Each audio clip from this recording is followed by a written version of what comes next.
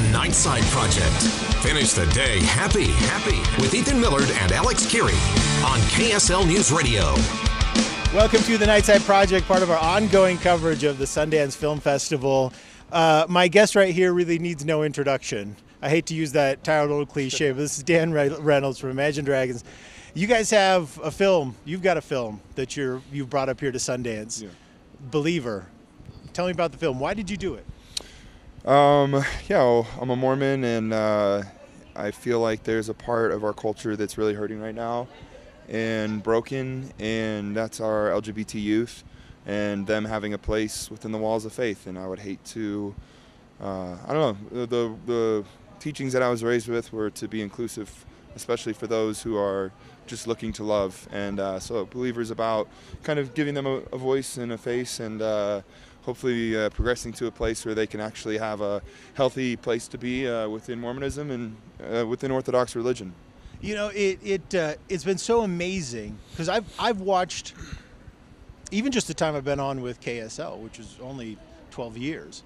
You know, in the last 12 years, how much things have changed for this community in this respect. And in the larger scope of history, it's amazingly fast. I mean, the changes have come so quickly. Yeah, I mean, it's good to see that change is happening, and it's so important, and it needs to happen even more today than ever.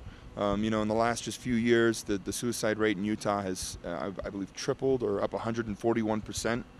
And there's a lot of things that go into that, but a big part of it is a shaming culture that exists. Yeah. And I experienced it on a small level when I was kicked out of BYU when I was 18 years old or 19 years old, and I never want a kid to feel that. I never want a kid to go through that. And our LGBT youth, they feel that on a level that's so much exponentially deeper and hurtful than I did.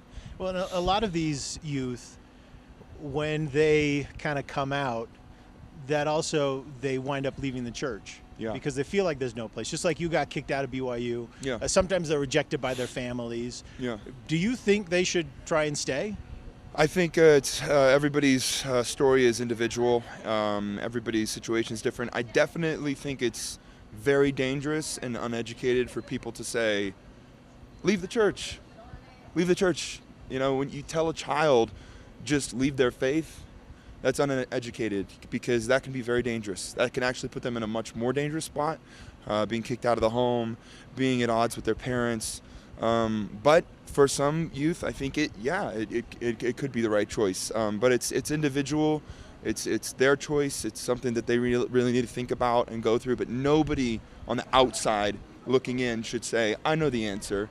Get out of Mormonism. It's just so uneducated. Well, you know, Dan, all these changes that we're seeing happen so quickly, they've come on the back of decades of advocacy and decades of hard work. And I know that hard work is what you're doing right now, and we'll start to see those changes in the coming years. People way before me been paving this route. Barbara Young, Stephanie Larson at Encircle.